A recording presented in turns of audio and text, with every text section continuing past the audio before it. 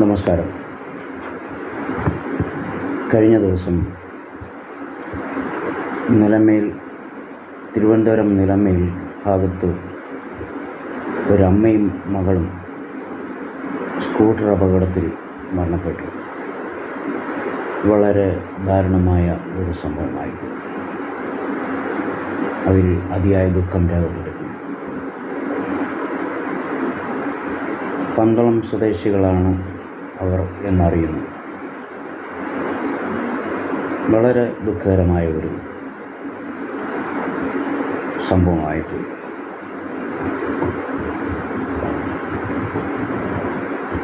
എനിക്ക് പൊതുജനത്തോട് പറയാനുള്ളത്,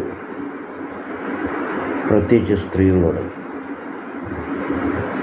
ഒരു കാരണവശാലും ദീർഘദൂര യാത്രകൾ നിങ്ങൾ സ്കൂട്ടർ ഉപയോഗിക്കരുത്. ടൂ വീലറിൽ ദൂര യാത്രകൾ പാടില്ല. പ്രത്യേകിച്ച് സ്ത്രീകൾ. നിങ്ങളെ ചെറുതാക്കാനോ കൊച്ചാക്കുകയല്ല പറയുന്നത്. ഇവർ തിരുവനന്തപുരത്ത് ഏതോ ആവശ്യത്തിന് പോയിട്ട് മടങ്ങി വരുമ്പോഴാണ് ബാക്കിൽ നിന്ന് വന്ന് കാറ് ഇടിക്കുന്നതായിട്ടാണ് അറിയുന്നത്. കാരണം MC റോഡ് പഴയതുപോലല്ല. ഒരു 10 വർഷം മുമ്പുള്ള MC റോഡിലെ തിരക്കാണോ ഇപ്പോഴുള്ളത്? ഇപ്പോൾ അനിയന്ത്രിതമായ വാഹനപ്പെരുപ്പവും അതേപോലെ തിരക്കുമാണ് MC റോഡിൽ. വാഹനങ്ങൾ ചീറിപ്പായുകയാണ്. ടൂ വീലർ യാത്രക്കാർക്ക് ഒരു സുരക്ഷയും അവിടെയില്ല. വാഹനം പെരുകി, പക്ഷേ MC റോഡിൻ്റെ അവസ്ഥ എനിക്ക് മാറ്റമുണ്ടായോ? ഇല്ല. ഇപ്പോഴും ഹൈ സ്പീഡ് വാഹനവും സ്ലോ സ്പീഡ് വാഹനവും ഒരേ പാതയിലൂടെയാണ് സഞ്ചരിക്കേണ്ടത്. സ്ലോ സ്പീഡ് വാഹനം റോഡിൻ്റെ ഇടതുവശത്തൂടെ ചേർന്ന് പോകണം എന്നാണ് പറയുന്നത്. ഓക്കെ, അങ്ങനെ ചേർന്ന് പോയാലും ഹൈ സ്പീഡ് വാഹനം വരുമ്പോൾ എവിടെ വെച്ചും മറ്റൊരു വാഹനം ഓവർടേക്ക് ചെയ്യാം എന്ന ഒരു സ്ഥിതിയാണ്. ആ ഓവർടേക്ക് ചെയ്ത് വരുമ്പോൾ എതിരെ ഒരു വാഹനം വന്നാൽ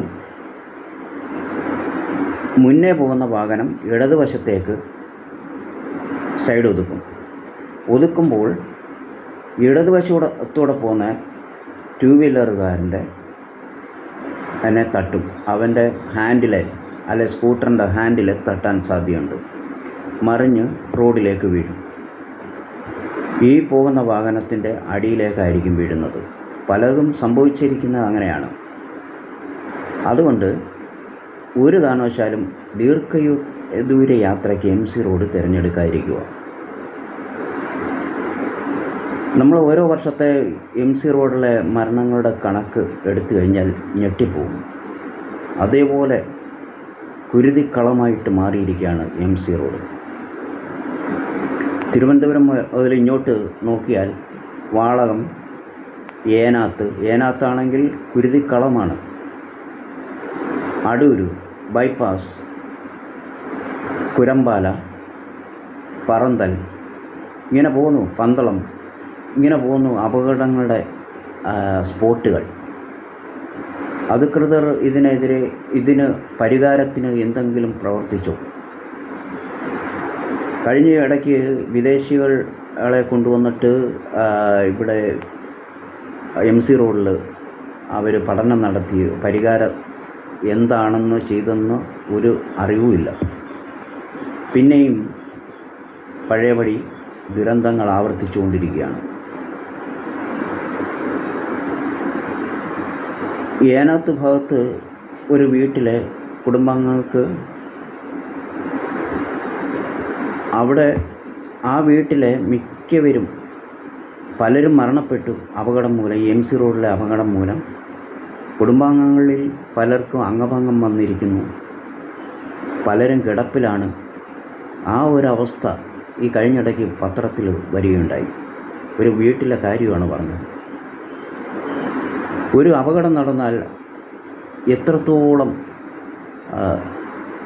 വിഷമതയാണ് ആ കുടുംബത്തിനുണ്ടാകുന്നതെന്ന്, ആ വ്യക്തിക്കും ഉണ്ടാകുന്നതെന്ന് നമ്മൾ ചിന്തിക്കണം. നമ്മൾക്കൊരു വാർത്തയായിട്ട് ഇത് വന്നിട്ട് അങ്ങ് പോവും, പിന്നെ അത് എല്ലാവരും മറന്നു പോകും.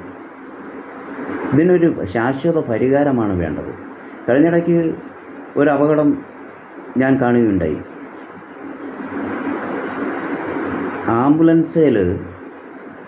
ആംബുലൻസിൽ ഒരു ഡെഡ് ബോഡിയായിട്ട് വന്നത് വേറെ ഒരു വാഹനം ഓവർടേക്ക് ചെയ്ത് വന്ന് ഇടിച്ചു. ആ ഫ്രീസറിലിരുന്ന ഡെഡ് ബോഡി തെറിച്ച് അതിലെ ഗ്ലാസ് പൊട്ടി ആ വണ്ടിക്കകത്ത് തന്നെ വീണു. വണ്ടിയിൽ അവരുടെ ബന്ധുക്കൾ ആ ഡെഡ് ബോഡി കൊണ്ടുവന്ന അവരുടെ ബന്ധുക്കൾക്കെല്ലാം പരിക്ക് പറ്റി.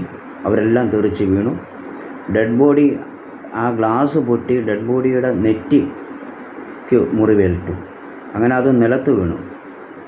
അത്രയും ഭയാനകമായ ഒരു അപകടം കഴിഞ്ഞിടയ്ക്ക് നടന്നു. ഡെഡ് ബോഡിക്ക് പോലും രക്ഷയില്ലാത്ത സ്ഥിതിയാണ്. ഇതൊരു പരിഹാരം അല്ലേ നമുക്ക് വേണ്ടത്? ഈ നാളെ ആർക്കാണ് ഇത് സംഭവിക്കുന്നത് എന്ന് നമുക്ക് പറയാൻ പറ്റത്തില്ല. ചിലപ്പോൾ നമ്മൾക്കാകാം, നമ്മുടെ ബന്ധുക്കൾക്കാകാം, ആർക്കും ഇത് സംഭവിക്കാം. അടൂർ മാത്രമല്ല, MC റോഡിൻ്റെ മിക്ക ഭാഗങ്ങളിലും ഈ അപകടങ്ങൾ ഒളിഞ്ഞിരിക്കുകയാണ്. കുരമ്പാല എന്ന് പറഞ്ഞാൽ അവിടെ അപകടങ്ങളുടെ ഒരു സ്പോട്ട് തന്നെയാണ്.